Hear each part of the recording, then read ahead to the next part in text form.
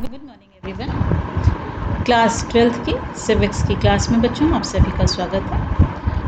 पिछले 8 लेक्चर्स से हम लोग लेसन 5 खंड क का समकालीन दक्षिण एशिया कंटेम्प्रेरी साउथ एशिया का अध्ययन कर रहे थे, जिसके अंतर्गत हमने साउथ एशिया के दक्षिण एशिया के देशों के बारे में, भारत और उनके संबंधों के बारे में अध्ययन किया। आज हम पढ़ेंगे इन देशों के बीच शांति और सहयोग, इसका अध्ययन करेंगे कि शांति और सहयोग की दिशा में इन देशों ने क्या प्रयास किए। आज वैश्वीकरण का दौर है बच्चों। वैश्वीकरण मतलब पूरा विश्व एक समान है, विश्व बंधुत्व की भावना होनी चाहिए। विश्व का कोई भी देश ना बहुत अधिक ऊंचा है ना बहुत अधिक नीचा है, वैश्वीकरण होना चाहिए। वैश्वीकरण के दौर में आज विश्व का एक बड़ा बाजार हो गया है। विश्व के सभी देशों के विकास और समृद्धि के लिए शांति और परस्पर सहयोग की आवश्यकता है। दक्षिण एशिया के देश भी इस बात को पहचानते हैं। इस बात को दृष्टि में रखते हुए विगत वर्षों में दक्षिण एशियाई देशों ने क्षेत्रीय स्तर पर सार्क के माध्यम से एक द्विपक्षीय स्तर पर अनेक प्रयास किए।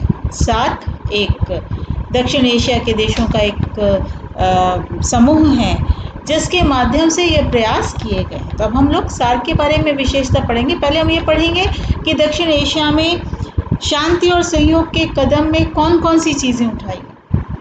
उसमें एक महत्वपूर्ण कदम है सार्क, जिसे हम दक्षिण एशियाई क्षेत्रीय सहयोग संगठन, उसे सार्क के नाम से भी संबोधित करते हैं, जिसका प्रारंभ 1885 में किया गया। तो सार्क दक्षिण एशियाई देशों में बहुस्तरीय साधनों में आपस में सहयोग करने की दिशा में उठाया गया बड़ा कदम है। इसकी शुरुआत 1985 में हुई। दक्षिण एशियाई क्षेत्रीय सहयोग संगठन, और इंग्लिश में क्या कहते हैं बच्चों? South Asian association for regional cooperation. South Asian association for regional cooperation, ये सार्क का फुल फॉर्म है, SAARC। ठीक, सार्क कैसे लिखेंगे? SAARC। हिंदी में से दक्षिण एशिया क्षेत्रीय सहयोग संगठन के नाम से पुकारते हैं। तो दक्षिण एशियाई क्षेत्रीय सहयोग संगठन के माध्यम से विभिन्न शिखर सम्मेलनों में दक्षिण एशिया के देशों में नशीले पदार्थों की तस्करी रोकने, पर्यटन के विकास, आपदा प्रबंधन, खाद्य सुरक्षा भंडार की स्थापना, पर्यावरण की सुरक्षा, संयुक्त उद्यम स्थापित करने, क्षेत्रीय परियोजनाओं हेतु सामूहिक कोष गठित करने आदि के निर्णय लिए गए। सन 1991 के छठे शिखर सम्मेलन में व्यापार के उदारीकरण को बढ़ावा देने और गरीबी उन्मूलन जैसे विषयों पर सहमति हुई तथा 7वें शिखर सम्मेलन में आतंकवाद के विरुद्ध संयुक्त अभियान चलाने और दक्षिण एशियाई वरीयता व्यापार बल पर बल दिया गया। 8वें शिखर सम्मेलन में इन देशों में साफ्टा लागू करना स्वीकार कर लिया गया। बाद में शिखर सम्मेलनों में साफ्टा का मसौदा तैयार करने और उसके क्रियान्वयन पर भी बल दिया गया। साफ्टा क्या है? दो हैं बच्चों, एक साफ्टा एक साप्टा। पहले साप्टा SAPTA दक्षिण एशिया मुक्त व्यापार समझौता है तो साफ्टा है, दक्षिण एशियाई मुक्त व्यापार क्षेत्र है तो साफ्टा है। ठीक, दो चीज़ें हैं। तो सबसे पहले SAPTA साप्टा यानी दक्षिण एशियाई मुक्त व्यापार समझौता सार्क के 9वें शिखर सम्मेलन में, जो कि 1997 में हुआ था, दक्षिण एशियाई क्षेत्र को एक प्राथमिकता प्राप्त व्यापार क्षेत्र साप्टा के रूप में विकसित करने का 2001 का लक्ष्य रखा गया। इसमें यह तय किया गया कि 2001 तक सार्क के देशों के बीच व्यापार पर कोई प्रतिबंध नहीं होगा।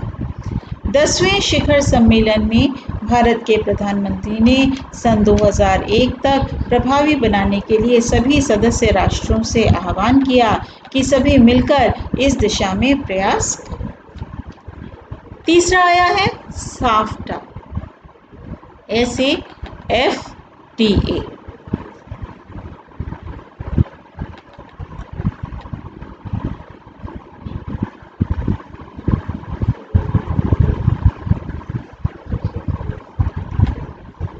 दक्षिण एशिया के देशों में व्यापार करने के लिए, वस्तुओं में कस्टम ड्यूटी से मुक्त करने के लिए SAPTA यानी साफ्टा के स्थान पर 21वीं सदी के प्रारंभ में साफ्टा SAFTA लाने की बात कही गई।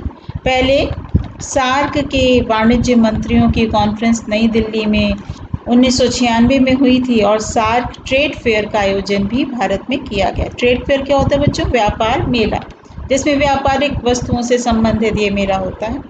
11वें शिखर सम्मेलन काठमांडू में यह तय किया गया कि सन 2002 के अंत तक साफ्टा का प्रारूप तय कर लिया जाएगा। सन 2004 में दक्षिण एशिया मुक्त व्यापार क्षेत्र के समझौते पर सार्क के देशों ने हस्ताक्षर किए और ये समझौता 1 जनवरी 2006 से प्रभावी होगा। साफ्टा समझौते का लक्ष्य है कि सार्क देशों के बीच आपसी व्यापार में लगने वाली सीमा शुल्क को सन 2007 तक 20% कम कर दिया जाए। सार्क के कुछ देशों ने यह शंका भी व्यक्त की कि साफ्टा की ऊँट लेकर के भारत उनके बाजार में सेंध मारना चाहता है और व्यावसायिक उद्यम और व्यावसायिक मौजूदगी के माध्यम से उनके समाज और राजनीति पर असर डालना चाहता है।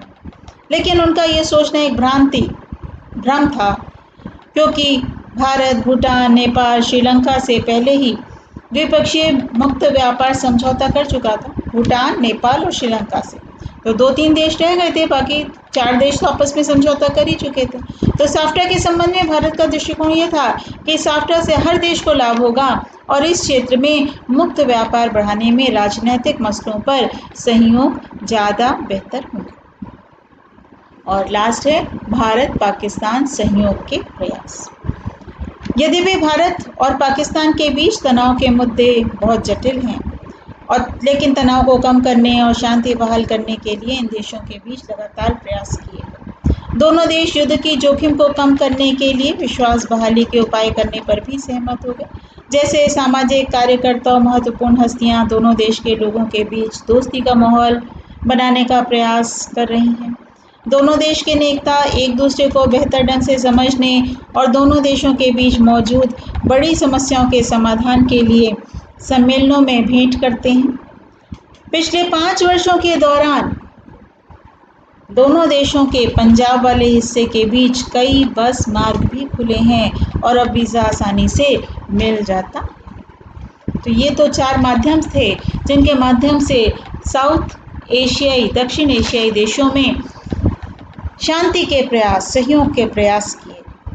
अब हम जो दक्षिण एशियाई देशों ने आपस में मिलकर के एक संगठन बनाया है, उस संगठन के बारे में अध्ययन करेंगे। वो है सार्क, SAARC। सार्क या हिंदी में कहते हैं दक्षेस, द से दक्षिण एशियाई क्षेत्रीय सहयोग संगठन, और इंग्लिश में south Asian association for regional corporation. Her word से बच्चों, S से साउथ, A से एशियन, दूसरे A से एसोसिएशन, फॉर, R से रीजनल, C से कोऑपरेशन।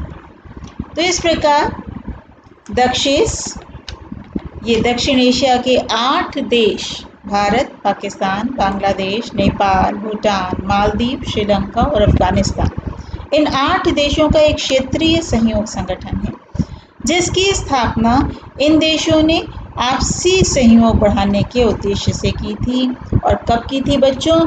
इसकी स्थापना दिसंबर 1985 में की गई थी।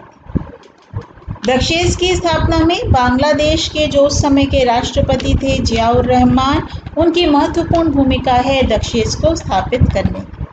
प्रारंभ में दक्षेस में 7 देश शामिल थे, लेकिन सन 2007 में अफगानिस्तान भी सार्क के 8वें सदस्य के रूप में शामिल हो गया। पहले अफगानिस्तान इसका सदस्य नहीं था, 7 ही देश इसके सदस्य थे। सार्क का मुख्यालय काठमांडू में है। काठमांडू नेपाल की राजधानी है बच्चों। सार्क दक्षिण एशियाई देशों द्वारा बहुस्तरीय साधनों से आपस में सहयोग करने की दिशा में उठाया गया बड़ा कदम है। सार्क की स्थापना के साथ ही दक्षिण एशिया में क्षेत्रीय सहयोग की प्रक्रिया प्रारंभ हुई तथा सदस्य राष्ट्रों ने आपसी सहयोग का संकल्प लिया। सार्क के सिद्धांत। दक्षिण एशिया क्षेत्रीय सहयोग संगठन यानी सार्क की स्थापना करने वाली घोषणा के अनुच्छेद 10 की पहली धारा में कहा गया कि पहला उद्देश्य सारे निर्णय सर्वसम्मति से होंगे। कहाँ कहा गया बच्चों? सार्क के घोषणा पत्र के अनुच्छेद 10 में कहा गया कि सारे निर्णय सर्वसम्मति से। किसकी सर्वसम्मति से? सभी देशों की सर्वसम्मति से, 8 देशों की सर्वसम्मति से। दूसरा कहा गया, दूसरी धारा में स्पष्ट रूप से कहा गया कि सार्क के 2 सदस्यों के द्विपक्षीय मामलों पर विचार नहीं किया जाएगा। यानी केवल 2 देशों के मध्य यदि किसी प्रकार की कोई बात है, कोई मामला है, तो उस पर विचार नहीं किया जाएगा। सार्क सदस्य देशों की प्रभुसत्ता, समानता, क्षेत्रीय अखंडता और राजनीतिक स्वतंत्रता का सम्मान करता है और किसी दूसरे देश के आंतरिक मामलों में हस्तक्षेप नहीं करेगा। सार्क एक राजनीतिक संघ या मंच नहीं है। इसका उद्देश्य आपसी सहयोग द्वारा विकास करना है। इसके लिए सदस्य देश आपसी सहयोग को प्राथमिकता देंगे। सार्क के उद्देश्य।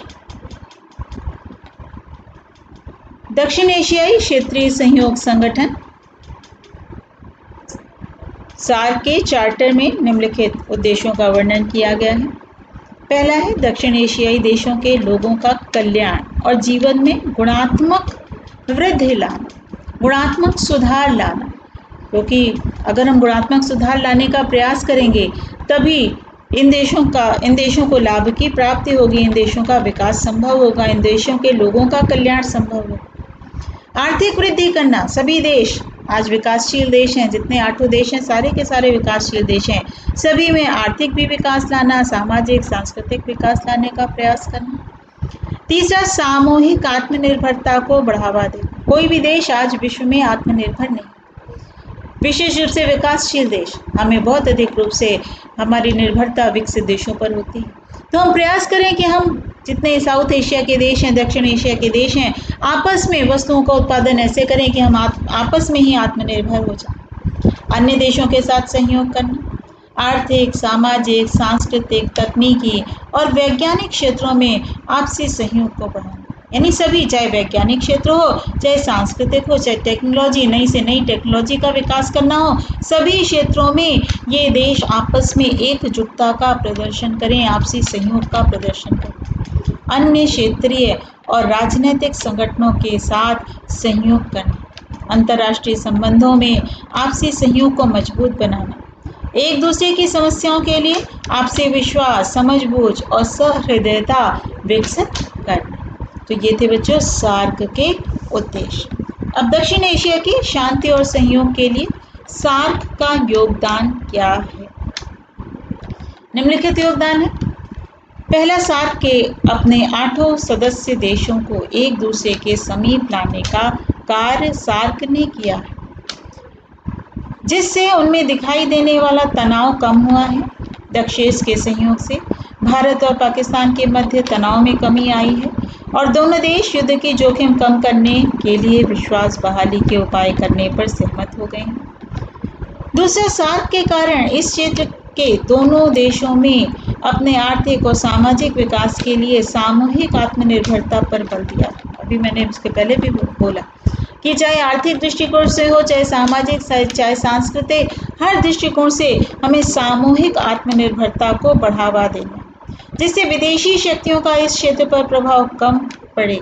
ये देश अब अपने को अधिक स्वतंत्र महसूस करने लगे। सार्क के कारण इस क्षेत्र के देशों की थोड़े अंतराल पर आपसी बैठकें होती रहती हैं, जिससे उनके छोटे मोटे मतभेद अपने आप आसानी से सुलझ जाते हैं और इन देशों में अपनापन विकसित हुआ है। नेक्स्ट, सार्क ने एक संरक्षित अन्न भंडार की भी स्थापना की है। जो इस क्षेत्र के देशों की आत्मनिर्भरता की भावना को प्रबल होने में सूचक है। या किसी देश में किसी प्रकार की आपदा आ जाती है तो इस अन्न भंडार से उस देश को अन्न उपलब्ध कराया जाता है। सार्क के सदस्य देशों ने सन 2004 में दक्षिण एशियाई मुक्त व्यापार क्षेत्र समझौते यानी साफ्टा पर हस्ताक्षर किए। इस समझौते में संपूर्ण दक्षिण एशिया के लिए मुक्त व्यापार क्षेत्र बनाने का वायदा है। यह दक्षिण एशिया के सभी देश अपनी सीमा रेखा के आर पार मुक्त व्यापार पर सहमत हो जाएं तो इस क्षेत्र में शांति और सहयोग का एक नया अध्याय शुरुआत हो सकती है। यह समझौता 1 जनवरी 2006 से प्रभावी हो गया है और इस समझौते में सार्क देशों के मध्य आपसी व्यापार में लगने वाली सीमा शुल्क को सन 2007 तक 20% कम करने का लक्ष्य भी रखा गया। दक्षेस के सहयोग से 1 जनवरी 2006 से प्रभावी दक्षिण एशियाई मुक्त व्यापार समझौता यानी साफ्टा से भारत सहित समस्त दक्षिण एशियाई देशों को लाभ हुआ है और क्षेत्र में मुक्त व्यापार बढ़ाने से राजनीतिक मामलों पर सहयोग में वृद्धि भी हुई। तो इस प्रकार बच्चों यह स्पष्ट है कि सार्क एक ऐसा संगठन है जो सदस्य देशों की प्रभुसत्ता, स्वतंत्रता, समानता, अखंडता में विश्वास रखते हुए क्षेत्रीय विकास को बढ़ावा देने के लिए आपसी सहयोग की अपेक्षा रखता है। सार्क क्षेत्रीय विकास और कल्याण के लिए बनाया गया संगठन है। यह कोई सैनिक या राजनीतिक संगठन नहीं है। सार्क के घोषणा पत्र में यह स्पष्ट तौर पर कहा गया है कि इसमें द्विपक्षीय मामलों पर बहस नहीं की जाएगी, किंतु इसकी बैठकों में कई बार द्विपक्षीय मामले उठाने का भी प्रयास किया गया है। आमतौर पर पाकिस्तान की ओर से यह प्रयास अधिक होता है।